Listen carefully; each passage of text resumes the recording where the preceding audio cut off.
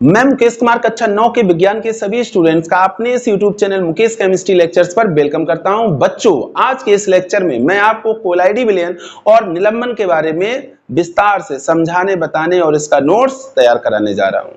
तो बच्चों, आप अपनी कॉपी और पेन के साथ रेडी हो जाइए इन टॉपिक्स को समझने के लिए और इनका नोट्स अपनी कॉपी में राइट डाउन करने के लिए।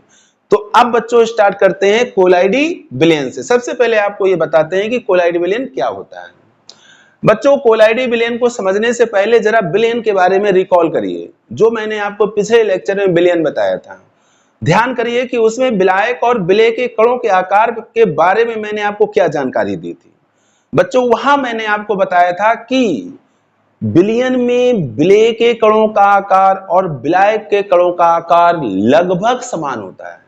बच्चों, जब मैं आकार की बात करता हूं तो वहां कणों का व्यास होता है। कणों के व्यास को ही कणों का आकार कहा जाता है। इट मींस जो विलयन आपने पढ़ा था, जो मैंने पिछले लेक्चर में आपको विलयन के बारे में आपको बताया था, उसमें विलय के कणों का आकार और विलायक के कणों का आकार लगभग कितना आया था? 10 की घात -8 सेंटीमीटर से लेकर के 10 की घात -7 सेंटीमीटर के बीच में। ये किसका आकार है? विलायक के कणों का आकार, विलायक के कणों का आकार है। और विलय के कणों का आकार कितना था? विलय के कणों का आकार ये भी बच्चों इसी रेंज में था। विलयन में 10 की घात -8 सेंटीमीटर से लेकर के 10 की घात -7 सेंटीमीटर के बीच में। तो विलयन चूंकि समांगी मिश्रण है, इसी कारण से उसमें विलायक के कणों का आकार और विलय के कणों का आकार लगभग समान होता है। अब देखिए बच्चों, अब विलय के कणों का आकार अगर बढ़ जाए और बढ़ करके आ जाए 10 की घात -7 सेंटीमीटर से लेकर के 10 की घात -5 सेंटीमीटर की रेंज में, कितना हो जाए? 10 की घात -7 सेंटीमीटर से लेकर के 10 की घात -5 सेंटीमीटर की रेंज में, ये किसका आकार है? विलय के कणों का आकार है। इतना हो जाए बच्चों। अगर माइनस में पावर हमारी घटती है, माइनस में पावर जब हमारी घटती है तो जो हमारी वैल्यू होती है उसका मान बढ़ जाता है। पावर घटने पर माइनस में मान बढ़, तो इसका मतलब बच्चों क्या हुआ कि विलय के कणों का आकार बढ़ गया है। और बढ़ करके किस रेंज में पहुंच गया? 10 की घात -7 सेंटीमीटर से लेकर के 10 की घात -5 सेंटीमीटर की रेंज में पहुंच गया है। तो क्या क्लियर हुआ? तो बच्चों ये बात क्लियर हुई कि अब विलायक के कणों का आकार और नया जो विलय के कणों का आकार आया है, दोनों में हो गई है भिन्नता। भिन्नता होने से क्या हुआ कि अब जो मिश्रण हमारा है वो समांगी नहीं रहा है। क्या हो गया? विषमांगी। कैसा मिश्रण हो गया? विषमांगी। अब बच्चों इसी विषमांगी मिश्रण को कोलाइडी विलयन कहा जाता है। इसी विषमांगी मिश्रण को कोलाइडी विलयन कहा जाता है।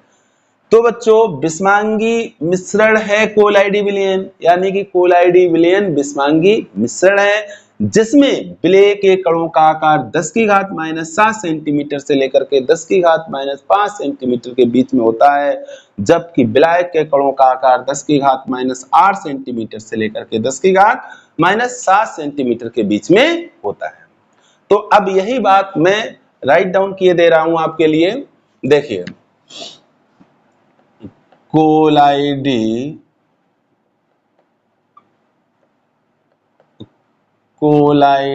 विलयन विषमांगी मिश्रण होता है। इंपॉर्टेंट बात है बच्चों, कोलाइडी विलयन क्या है? विषमांगी मिश्रण है जिसमें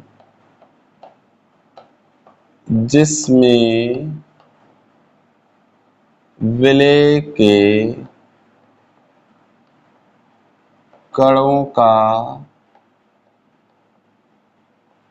आकार 10⁻⁻7 सेंटीमीटर से 10⁻⁻5 सेंटीमीटर के मध्य होता है। 10⁻⁻7 सेंटीमीटर से 10⁻⁻5 सेंटीमीटर के बीच होता है तथा विलायक के कणों का आकार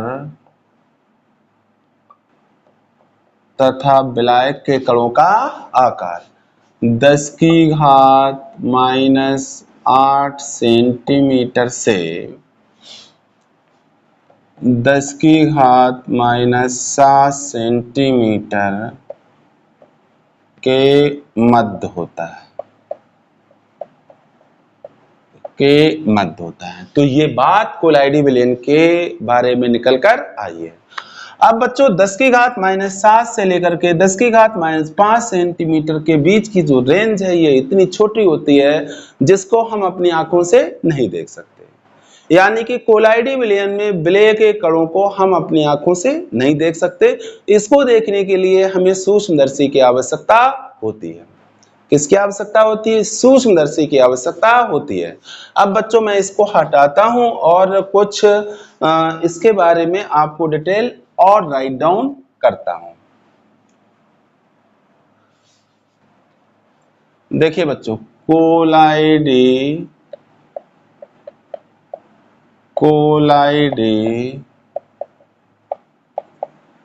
विलयन में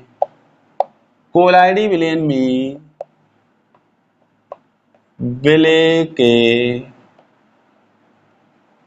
कणों का आकार इतना सूक्ष्म होता है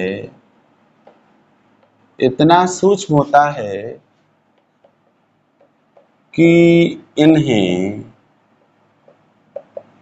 आँखों से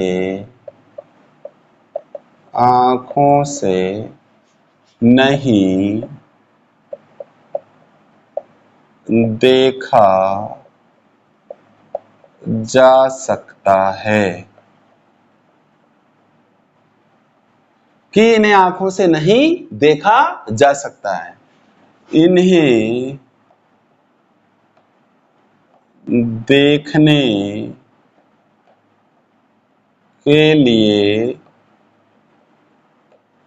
इन्हें देखने के लिए सूक्ष्मदर्शी यंत्र है बच्चों, सूक्ष्मदर्शी माइक्रोस्कोप सूक्ष्मदर्शी की आवश्यकता होती है।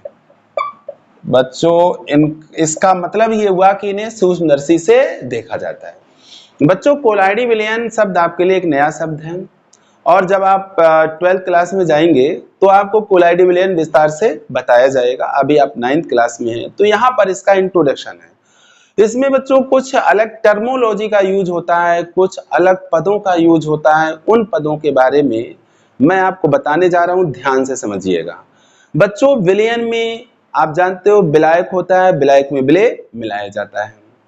तो कोलाइडल केमिस्ट्री में उसी विलय के कणों की जो अवस्था होती है उसको परिक्षिप्त प्रावस्था कहा जाता है, परिक्षिप्त प्रावस्था। और जो विलायक का माध्यम होता है उसको परिक्षेपण माध्यम कहा जाता है। यानी कि कोलाइडल केमिस्ट्री में जो विलय के कण होते हैं उनको परिक्षिप्त प्रावस्था के रूप में डिफाइन किया जाता है और जो विलायक माध्यम होता है वो उसे परिक्षेपण माध्यम के फॉर्म में डिफाइन किया जाता है। इट मींस कोलाइडी विलयन इज इक्वल टू परिक्षिप्त प्रावस्था प्लस परिक्षेपण माध्यम। बच्चों इसको देखिए बोर्ड पर, कोलाइडी विलयन में, कोलाइडी विलयन में विलयशील कणों, विलयशील कणों की, विलयशील कणों की प्रावस्था, प्रावस्था, प्रावस्था को बच्चों फेज कहते हैं। ये अवस्था होती है, क्या होती है? अवस्था। कोलाइडी विलयन में विलयशील कणों की प्रावस्था को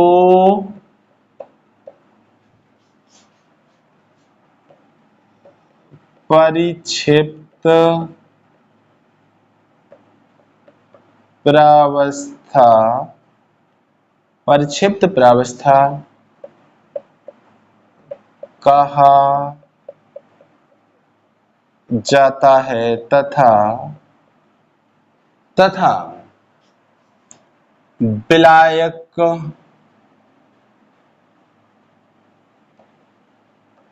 माध्यम को, तथा विलायक माध्यम को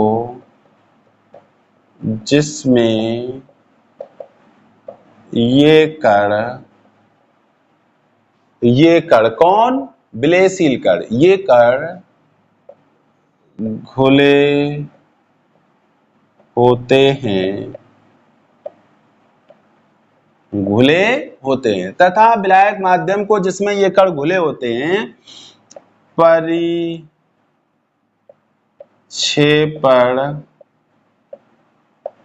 माध्यम कहा जाता है। प्रक्षेपण माध्यम कहा जाता है। इसका मतलब बच्चों देखिए, इसका मतलब ये है कि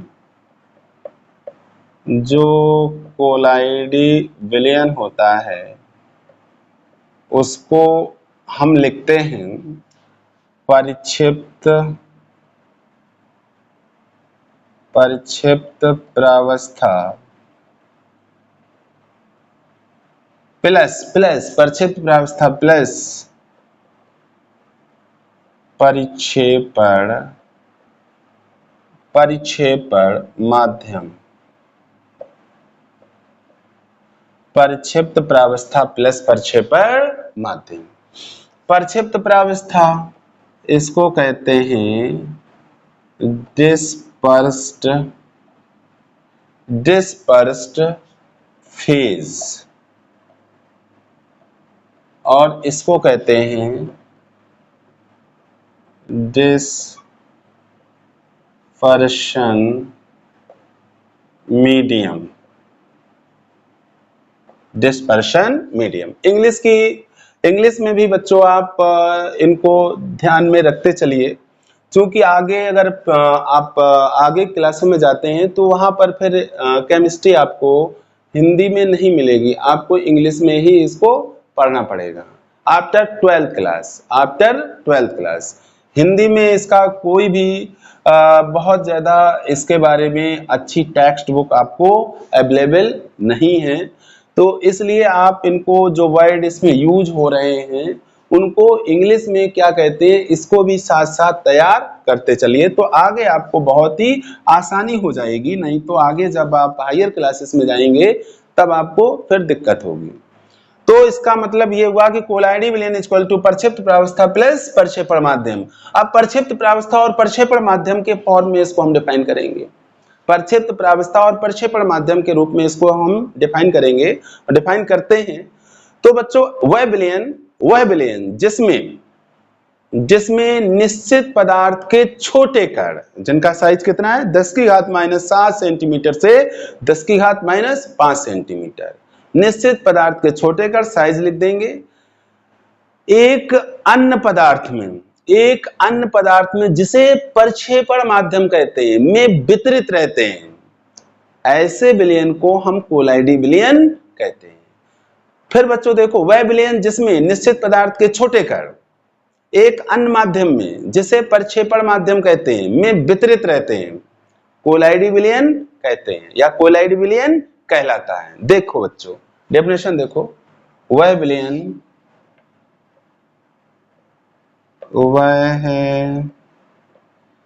वह विलयन जिसमें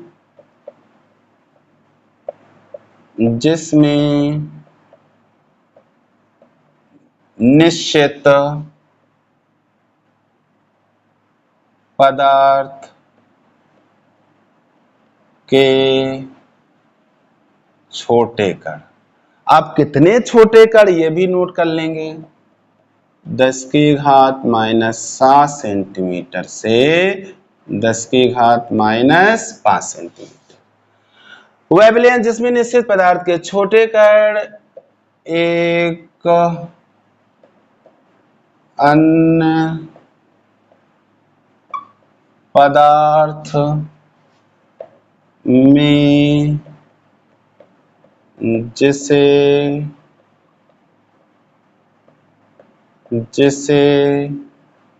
परिक्षेपण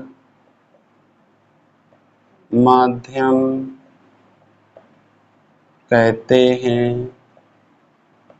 जिसे प्रक्षेपण माध्यम कहते हैं, में वितरित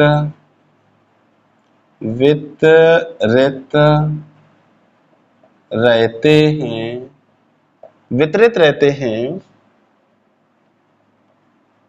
कोलाइडी विलयन कहलाता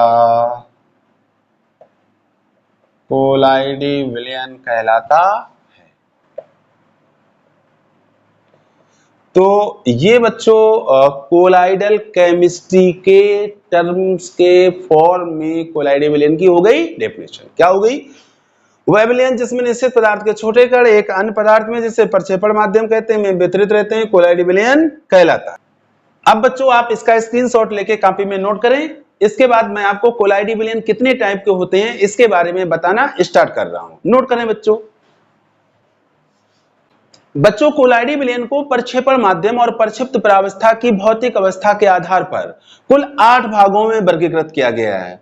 ये 8 भाग कौन कौन से हैं और इनके एग्जाम्पल्स क्या हैं, और इनको 8 भागों में जब भौतिक अवस्था के आधार पर वर्गीकृत किया जाता है तो जो कोलाइडी विलयन अवस्था के आधार पर आता है उसको क्या नाम दिया गया है, इन सब के बारे में अब आपको मैं विस्तार से समझाने जा रहा हूं। इसलिए आप कंसंट्रेट होकर के लेक्चर वीडियो को देखें। देखिए बच्चों, परिक्षेपण माध्यम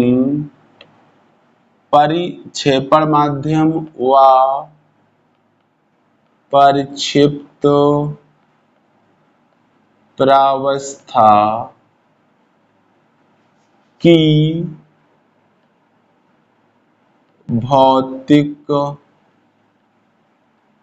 अवस्था के आधार पर कोलाइडी विलयन या यहाँ पे निकाय भी कहा जाता है, निकाय मीन्स सिस्टम, कोलाइडी विलयन या निकाय 8 प्रकार का होता है। कितने प्रकार का होता है बच्चों? 8 प्रकार का होता है। अब आपको मैं एक टेबल के माध्यम से इसको समझाता हूं। देखिए बच्चों, परिक्षेपण माध्यम, पहले आ जाएगा परिक्षेपण माध्यम, फिर परिक्षिप्त प्रावस्था, फिर कोलाइडी विलयन का प्रकार, कोलाइडी विलयन का प्रकार, और लास्ट कॉलम में हम दे देंगे एग्जाम्पल्स, उदाहरण। अब देखिए बच्चों, प्रक्षेपण माध्यम का मतलब क्या होता है? विलायक। प्रक्षेपण माध्यम का मतलब है विलायक। प्रक्षिप्त प्रावस्था का क्या मतलब है बच्चों? विलय। बहुत मजा आने वाला है बच्चों, इसलिए धैर्य रखें। कोलाइडी विलयन का प्रकार या कोलाइडी विलयन के प्रकार, किस तरह का कोलाइडी विलयन हमें मिलेगा। अब सबसे पहले बच्चों, प्रक्षेपण माध्यम मैं ले रहा हूं गैस। प्रक्षेपण माध्यम की भौतिक अवस्था मैंने ले ली गैस, प्रक्षिप्त प्रावस्था की भौतिक अवस्था ले ली मैंने ठोस। यानी कि गैस में ठोस, गैस में ठोस, गैस विलायक है और ठोस विलेय है। तो इससे जो कोलाइडी विलयन बनकर आता है या कोलाइडी निकाय जो हमें प्राप्त होता है, उसको कहते हैं बच्चों एरोसॉल। और ये जो है एरोसॉल, ये ठोस होता है, ठोस एरोसॉल, ठोस एरोसॉल। अब इसके दैनिक जीवन में एग्जाम्पल क्या है, इसको जरा दिमाग अपना लगाइए और पता करिए दैनिक जीवन में ऐसे कौन कौन से एग्जाम्पल्स हैं जिनमें विलायक गैस है और विलेय ठोस है। देखिए बच्चों, धूल, धूल, धूल में क्या होता है? गैस में धूल, गैस में पार्टिकल मिट्टी के मिक्स होते हैं, उसी को हम धूल कहते हैं। धुआं, धूल, धुआं, धुआं में क्या होता है? धुआं में कार्बन के पार्टिकल वायु के अंदर मिक्स होते हैं। कार्बन के पार्टिकल वायु में क्या होते हैं? मिक्स होते हैं, मिक्स होते हैं, ठीक है। तो धूल और धुआं दोनों ठोस एरोसॉल के अंतर्गत आते हैं। इनमें विलायक गैस होता है और विलेय ठोस होता है। आगे चलते हैं बच्चों, गैस और हम प्रक्षिप्त प्रावस्था यानी कि विलेय ले लेते हैं द्रव। तो यहां पर बच्चों आ जाता है द्रव एरोसॉल। ये बच्चों नाम है किसका? कोलाइडी विलयन का नाम है, जिसमें जिसमें आपका विलायक है गैस और विलेय है द्रव। इसके एग्जाम्पल्स क्या हैं बच्चों? ध्यान दीजिए, दिमाग लगाइए। जैसे बच्चों कोहरा है, सर्दियों में कोहरा करता है, कोहरा करता है सर्दियों में। तो उसमें आप दिमाग लगाइए, उसमें क्या होता है कि जो वायु होती है उसमें मॉइस्चर, नमी के पार्टिकल होते हैं और उसी को हम क्या कहते हैं? कोहरा कहते हैं, कोहरा। और इसमें बादल भी आ जाएगा, बादल भी इसका एग्जाम्पल है। उसमें भी क्या होती है? पानी की बूंदें होती हैं, यानी कि मॉइस्चर होता है। किसमें मिक्स होता है? गैस में, ठीक। अब बच्चों आगे आते हैं। अब बच्चों अगर हम यहाँ गैस रखें, यहाँ गैस रखें, यहाँ गैस रखें, यहाँ गैस रखें, तो गैस को जब आप गैस से मिलाते हैं तो विषमांगी मिश्रण नहीं प्राप्त होता है, समांगी मिश्रण प्राप्त हो जाता है। और समांगी मिश्रण कोलाइडी विलयन के अंतर्गत नहीं आता है। तो गैस को गैस में मिलाने से हमें कोलाइडी विलयन प्राप्त नहीं होता है। तो इसको अब हम छोड़ देंगे, आगे बढ़ेंगे और विलायक माध्यम लेंगे हम द्रव और विलेय ले लेंगे ठोस। द्रव ठोस, द्रव ठोस, द्रव में ठोस को क्या करना है? मिक्स करना है। तो इस तरह से जो कोलाइडी विलयन प्राप्त होता है उसको हम सॉल कहते हैं, सॉल नाम है इसका, सॉल, जिसमें विलायक है द्रव और विलेय है ठोस। इसका एग्जाम्पल देखो बच्चों, जैसे पेंट, जैसे कलर होता है दीवालों पर, पेंट, पेंट इसी के अंतर्गत आता है। और क्या आता है? स्टार्च, स्टार्च व प्रोटीन, ये जैव पदार्थ है बच्चों। स्टार्च व प्रोटीन के जलीय विलयन, स्टार्च और प्रोटीन के जलीय विलयन भी इसी के अंतर्गत आते हैं। अब आगे बढ़ते हैं बच्चों, यहां द्रव यानी कि विलायक द्रव और विलेय द्रव, इसको बच्चों द्रव द्रव द्रव में द्रव मिक्स है, इसको पायस कहा जाता है, पायस। द्रव का द्रव में कोलाइडी विलयन पायस कहलाता है, द्रव का ठोस में कोलाइडी विलयन सॉल कहलाता है, गैस का ठोस में कोलाइडी विलयन ठोस एरोसॉल कहलाता है, गैस का द्रव में कोलाइडी विलयन द्रव एरोसॉल कहलाता है। ये जो मैं बता रहा हूं कोलाइडी विलयन के प्रकार, ये बहुत ही इंपॉर्टेंट हैं और इससे क्वेश्चन कंपटीशन में हर हाल में आता ही आता है, तो इसको आपको तैयार करना है, ठीक है। तो जैसे आता है धूल, धूल किसका कोलाइडी विलयन है, क्वेश्चन ऐसे आता है धूल किसका कोलाइडी विलयन है, तो गैस का ठोस में कोलाइडी विलयन है। बादल किसका कोलाइडी विलयन है, गैस का द्रव में कोलाइडी विलयन है। ठीक, इस तरह से क्वेश्चन आते हैं, इनको ध्यान रख। जैसे अब आ जाए, हाँ पायस, पायस में आता है दूध आ जाता है, दूध आ जाता है, और जल में अगर आप तेल मिलाएं तो ये भी उसी के अंतर्गत आ जाएगा, जल में तेल। आपसे पूछ दिया गया दूध क्या है, तो दूध एक पायस है जो किसका किसमें कोलाइडी विलयन है, द्रव का द्रव में कोलाइडी विलयन है। तो इस तरह से इनसे क्वेश्चन बनते हैं, बहुत ज्यादा क्वेश्चन बनते हैं। जितना भी जैसे जनरल साइंस है, कोई भी कंपटीशन एग्जाम देने जाएंगे उसमें जनरल साइंस के क्वेश्चन जरूर आते हैं, और जनरल साइंस में इससे रिलेटेड क्वेश्चन पूछ दिया जाता है। तो ये तो आपका 9th में एग्जाम के दृष्टिकोण से तो इंपॉर्टेंट है ही, इन फ्यूचर जब आप कोई कंपटीशन एग्जाम देंगे उसमें भी इससे क्वेश्चन आता है, तो इसलिए इसको बड़े ध्यान से समझिए आप।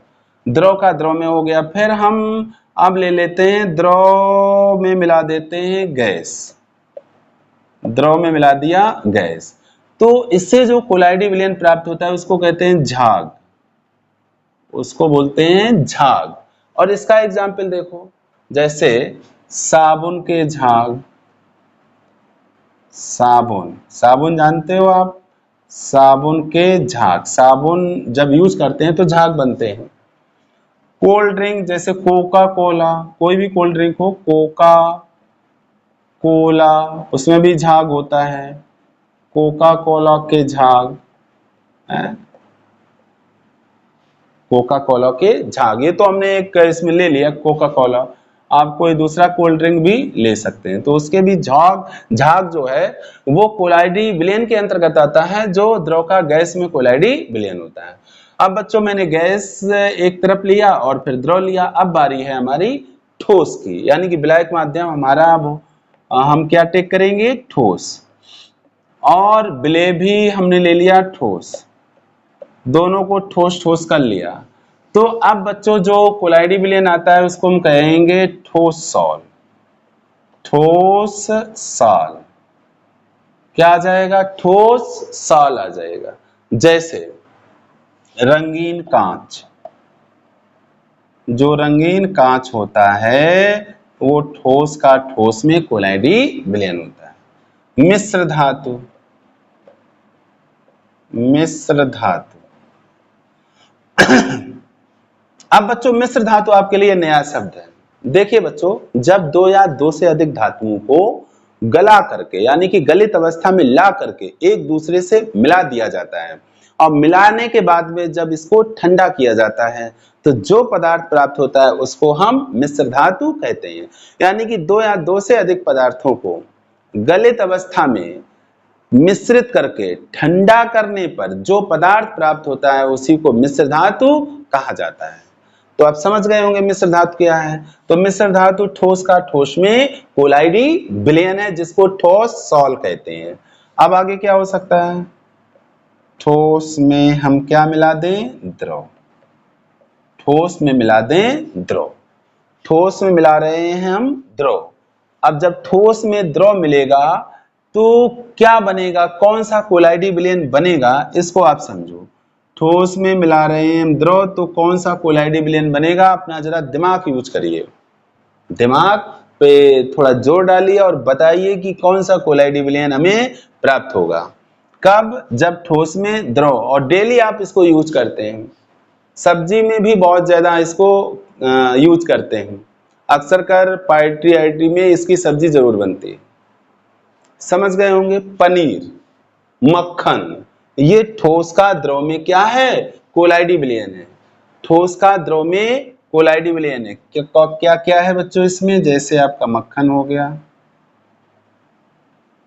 और पनीर हो गया, इसको बच्चों जेल कहते हैं, जेल कहते हैं। आप बच्चों अगले पे आते हैं, ठोस का गैस में कोलाइडी विलयन। इससे बच्चों जो कोलाइडी विलयन आता है उसको कहते हैं ठोस झाग, ठोस झाग या इसको फेन कहते हैं। जैसे बच्चों रबड़, रबड़ हो गया, फोम हो गया, क्या हो गया, फोम। तो ये मैंने 8 टाइप के जो कोलाइडल सिस्टम होते हैं या कोलाइडी विलयन कह लें, कोलाइडी विलयन होते हैं, वो मैंने आपके सामने एक्सप्लेन किए हैं। आप इनको नोट कर लेंगे और इनको तैयार कर लेंगे। हो सके तो इनको अपनी एक डायरी में जिसमें आप नोट्स बनाते हैं उसमें इसको राइट डाउन कर लेंगे भविष्य के लिए। ये बहुत ही इम्पोर्टेंट केमिस्ट्री का टॉपिक है, कोलाइडी विलयन के प्रकार, इसलिए इसको आप बढ़िया ढंग से तैयार कर लेंगे। ठीक है, ऐसे आप टेबल बना लीजिए इसकी। ठीक। अब बच्चों एक जो पॉइंट मैंने क्लियर किया था कि गैस का गैस में कोलाइडी विलयन नहीं होता है। देखिए गैस, गैस एक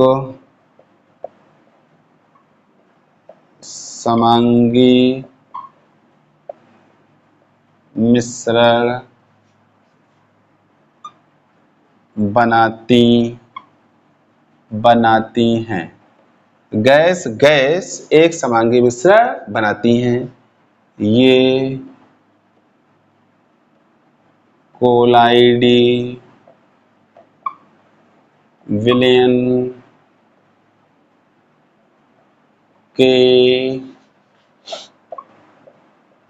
अंतर्गत नहीं आता है, यह कोलाइडी विलयन के अंतर्गत नहीं आता है। इसको ध्यान में रखेंगे जिससे कि गलती ना हो पाए, नहीं तो आप बोलेंगे नहीं 9 प्रकार का कोलाइडी विलयन होता है। 9 प्रकार का नहीं बच्चों, 8 प्रकार का होता है। तो अब आप इसका स्क्रीनशॉट लेके कॉपी में नोट करो, फिर आगे आपको बताते हैं। अब बच्चों आते हैं कोलाइडी विलयन के गुणों पर। Properties of colloidal solution. बच्चों इतना मैंने जो आपके सामने अभी डिस्कशन किया है उससे आपको इसके गुण लिखने में कोई कठिनाई नहीं होनी चाहिए। बच्चों पहला गुण इसका यही है कि यह एक विषमांगी मिश्रण है। दूसरा गुण इसका यह है कि कोलाइडी विलयन में विलय के कणों को आंखों से नहीं देखा जा सकता। तीसरा कि कोलाइडी विलयन के कण जो होते हैं वो प्रकाश किरण को फैला देते हैं। इस कारण से कोलाइडी विलयन में प्रकाश किरण का पथ यानी कि रास्ता दिखाई देता है।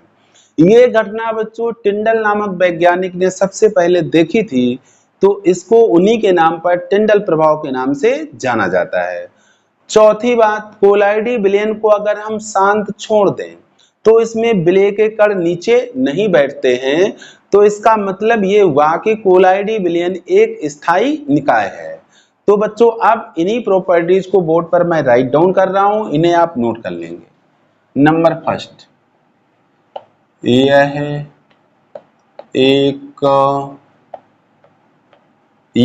एक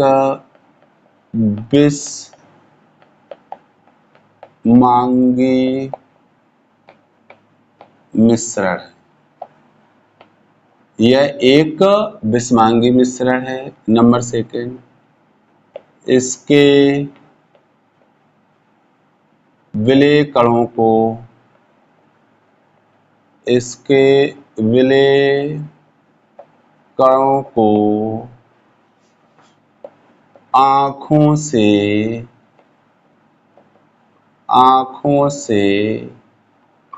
नहीं देखा जा सकता है। इसके विलय कणों को आंखों से नहीं देखा जा सकता है। नंबर थर्ड, कोलाइडी विलयन, कोलाइडी विलयन के कण, कोलाइडी विलयन के कण प्रकाश किरण को क्या करते हैं बच्चों, फैला देते हैं, प्रकाश किरण को फैला देते हैं। अतः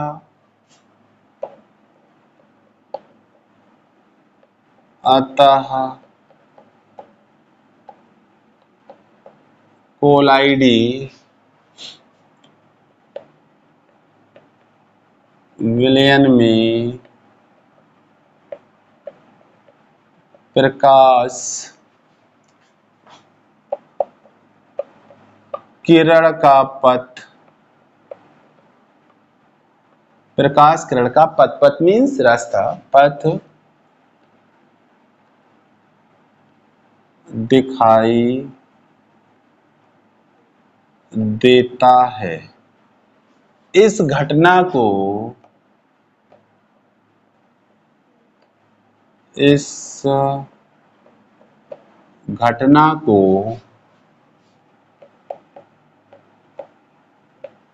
टिंडल प्रभाव, टिंडल प्रभाव कहते हैं। इस घटना को क्या कहते हैं बच्चों, टिंडल प्रभाव कहते हैं। इसको और अच्छे से आपको समझा दें, एक बर्तन लेते हैं बच्चों,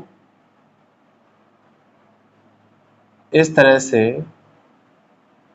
एक बर्तन ले लिया और इस बर्तन में मान लिया कि कोलाइडी विलयन भरा हुआ है। इस बर्तन के अंदर मान लिया मैंने कि कोलाइडी विलयन भरा हुआ है।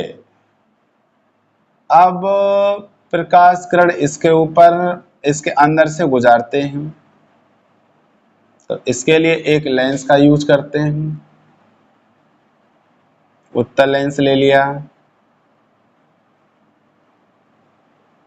मान लिया एक प्रकाश किरण पुंज आता है और इस उत्तल लेंस से टकराता है, और उत्तल लेंस से क्या होगा, इन प्रकाश किरणों का होगा अपवर्तन। अब अपवर्तन होगा, मान लो ये प्रकाश किरण ऐसे गई, ऐसे निकल गई, और दूसरी प्रकाश किरण ऐसे गई, ऐसे निकल गई। तो इस तरह से प्रकाश किरणें अपवर्तित होकर के इस कोलाइडी विलयन के अंदर से गुजरती हैं। ये गैप कर देती हैं और एक शंकु जैसा उत्पन्न होने लगता है। ये बच्चों आकृति आप देखिए प्रकाश किरणों के बीच वाली, ध्यान दीजिए बच्चों, ये शंकु जैसी आकृति आपको नजर आएगी और ये चमकदार होती है। ये चमकदार होती है क्योंकि कोलाइडी विलयन जो है वो प्रकाश किरणों को क्या करते हैं, फैलाते हैं। तो इस वजह से इसमें जो कोलाइडी कण होते हैं वो चमकते हुए नजर आते हैं। इसको, इस आकृति को बच्चों टिंडल शंकु कहते हैं, टिंडल शंकु कहते हैं। यहां जब बच्चों सूक्ष्मदर्शी के द्वारा ऊपर से जब इसको देखा जाता है, सूक्ष्मदर्शी के द्वारा जब ऊपर से इसको देखा जाता है, ये सूक्ष्मदर्शी है, क्या है, सूक्ष्मदर्शी, तो ये पूरा सीन दिखाई पड़ता है, शंक्वाकार सीन होता है। टिंडल शंकु, ये क्या भरा है मैंने, कोलाइडी विलयन, कोलाइडी विलयन भरा है मैंने, और ये पूरी घटना है टिंडल प्रभाव। टिंडल प्रभाव बहुत ही इंपॉर्टेंट है। टिंडल प्रभाव अक्सर कर पूछा जाता है। तो टिंडल प्रभाव बच्चों विलयन नहीं प्रदर्शित करता है, लेकिन कोलाइडी विलयन प्रदर्शित करता है। देखो बच्चों आगे बढ़ते हैं, ये तो हो गया टिंडल प्रभाव। नंबर 4 पे आते हैं, कोलाइडी विलयन एक स्थायी निकाय है क्योंकि कोलाइडी विलयन को शांत छोड़ने पर इसमें विलेय कण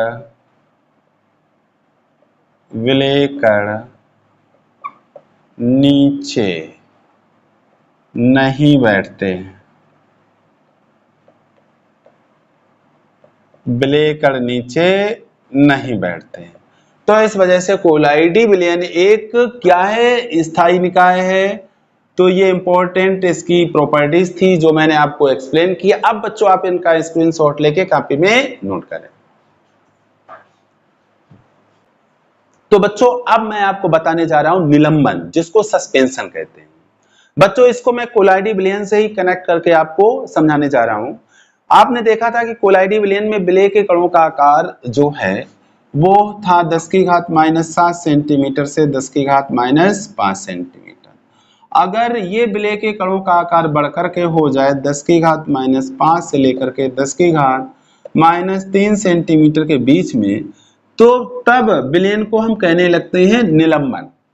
क्या कहने लगते हैं? निलंबन। ये बच्चों इतना बड़ा आकार होता है कि इसको आप अपनी आंखों से देख सकते हैं।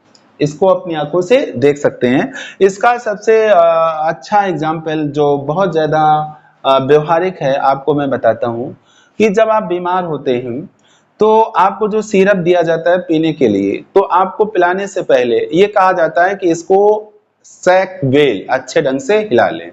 उसमें लिखा होता है कि शेक वेल बिफोर यूजिंग, प्रयोग करने से पहले इसको अच्छे ढंग से हिलाएं। ऐसा इसलिए लिखा होता है कि ताकि उसमें जो विलेय के कण नीचे बैठ जाते हैं बॉटम में जो विलेय के कण बैठ जाते हैं वो विलायक के साथ मिक्सअप हो जाएं।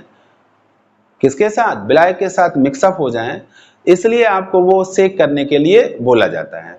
तो बच्चों कभी आप देखिएगा सिरप में जो ऊपर उसका डिटेल लिखा होता है उसमें आपको लिखा हुआ मिल जाएगा सस्पेंशन। तो वही सस्पेंशन, ये सस्पेंशन है और इसको हिंदी में निलंबन कहते हैं। निलंबन हिंदी वाला शब्द है। इस शायद इससे आपको समझ में ना आए, लेकिन सस्पेंशन से आप जरूर इसको पकड़ लेंगे। तो यही है हमारा सस्पेंशन। तो ये एक है बिस्मांगी मिश्रण। क्यों? क्योंकि इसमें विलायक के कणों का आकार अलग होता है और विलेय के कणों का आकार अलग होता है। और बच्चों इसको जब हम शांत छोड़ देते हैं तो इसमें विलेय के कण नीचे तली में बैठ जाते हैं। इस वजह से इसको कहा जाता है कि ये एक स्थायी निकाय नहीं है। मतलब ये स्थायी निकाय नहीं है। क्यों? क्योंकि इसमें विलेय के कण विलायक के कणों से अलग हो जाते हैं जब इसको हम शांत छोड़ देते हैं। बच्चों जब इसके अंदर से प्रकाश की किरण गुजारी जाती है तो ये प्रकाश किरण को फैला देते हैं, जिस कारण से इनके अंदर प्रकाश किरण का पथ दिखाई देता है। कहने का मतलब है कि ये भी टिंडल प्रभाव प्रदर्शित करते हैं। तो ये इसके बारे में कुछ जानकारी थी जो मैंने आपके साथ शेयर की। अब मैं इसको राइट डाउन करने जा रहा हूं बोर्ड पर, ध्यान से देखिए। निलंबन एक बिस्मांगी मिश्रण है। इसमें विलेय के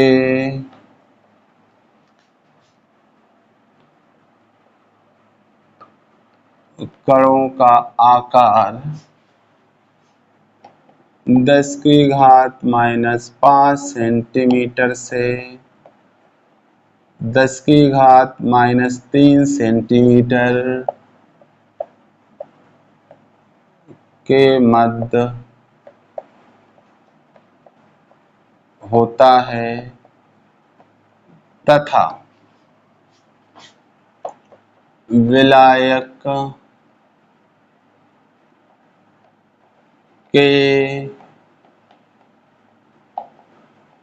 कणों का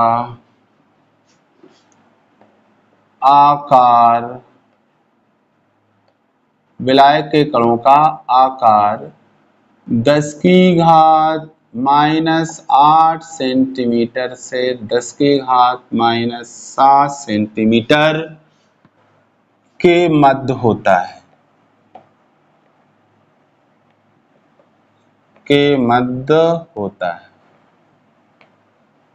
यहां आप ये बात ध्यान रखिए, चाहे विलयन हो या कोलाइडी विलयन हो या निलंबन हो, सभी में विलायक के कणों का आकार का जो रेंज है वो एक ही रहता है, 10⁻⁸ सेंटीमीटर से लेकर के 10⁻7 सेंटीमीटर। आगे देखिए, निलंबन में विलय के कणों को आंखों से देखा जा सकता है, देखा जा सकता है। अब इसकी प्रॉपर्टीज पर आते हैं बच्चों। निलंबन के गुण,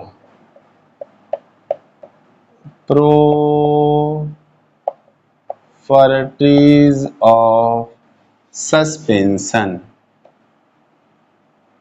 properties of suspension।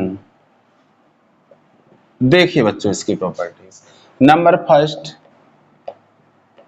यह एक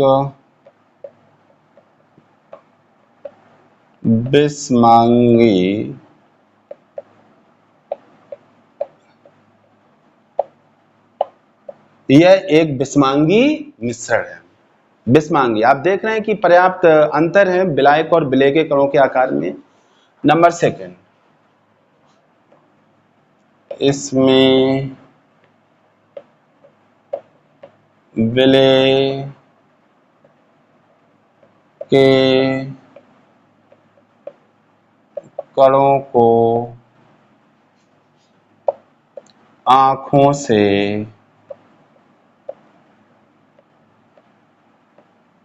देखा जा सकता है। इसमें विलय के कणों को आंखों से देखा जा सकता है। तीसरी बात, निलंबन में विलय के कण प्रकाश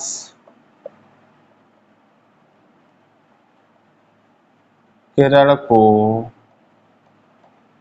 क्या कर देते हैं, फैला देते हैं, फैला देते हैं, प्रकाश किरण को फैला देते हैं। क्यों? क्योंकि इनका आकार बड़ा होता है। यहां लिख देंगे बड़े आकार के कारण। किस कारण से फैला देते हैं? बड़े आकार के कारण। अतः निलंबन में प्रकाश किरण का पथ, प्रकाश किरण का पथ दिखाई देता है। और इसी को बच्चों क्या कहते हैं? टिंडल प्रभाव। यानी कि ये टिंडल प्रभाव प्रदर्शित करता है, टिंडल प्रभाव। नंबर फोर्थ पर आते हैं, निलंबन एक, अब ये बच्चों स्थायी निकाय नहीं है। कैसा? अस्थायी निकाय मीन सिस्टम। निलंबन एक अस्थायी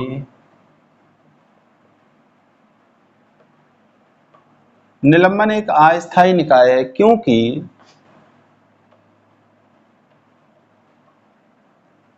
क्योंकि इसे शांत छोड़ देने पर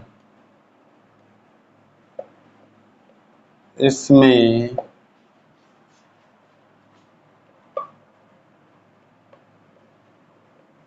विलय के कण नीचे बैठ जाते हैं, नीचे बैठ जाते हैं। तो बच्चों अब आप इसका स्क्रीनशॉट लेके अपनी कॉपी में नोट करें। निलंबन हो गया है कंप्लीट, नोट करिए। तो बच्चों यहीं से अब ये सेकंड चैप्टर जिसका नाम था क्या हमारे आसपास के पदार्थ शुद्ध हैं, अब ये समाप्त होता है। तो ये था इस चैप्टर का लास्ट लेक्चर वीडियो। मुझे उम्मीद है कि आपको ये चैप्टर अच्छे से समझ में आया होगा और उम्मीद करता हूं कि आप लोग इसका नोट्स बना लेंगे और इसको तैयार करेंगे। तो बच्चों अब इस लेक्चर वीडियो को यहीं पे समाप्त करते हैं। बच्चों अगर आपको केमिस्ट्री पसंद आ रही है, लेक्चर वीडियो आपके समझ में आ रहा है, तो वीडियो को लाइक और शेयर जरूर कर दिया करिए। और अगर आपने चैनल सब्सक्राइब नहीं किया है तो इसे भी सब्सक्राइब कर लीजिए, क्योंकि इस चैनल पर साइंस के लेक्चर वीडियो रेगुलर वे में मैं ला रहा हूँ, जिससे आपका साइंस कवर हो जाएगा, हर हाल में कवर हो जाएगा, टाइमली कवर हो जाएगा। तो इस वजह से आप चैनल को सब्सक्राइब जरूर कर लें। Thank you so much.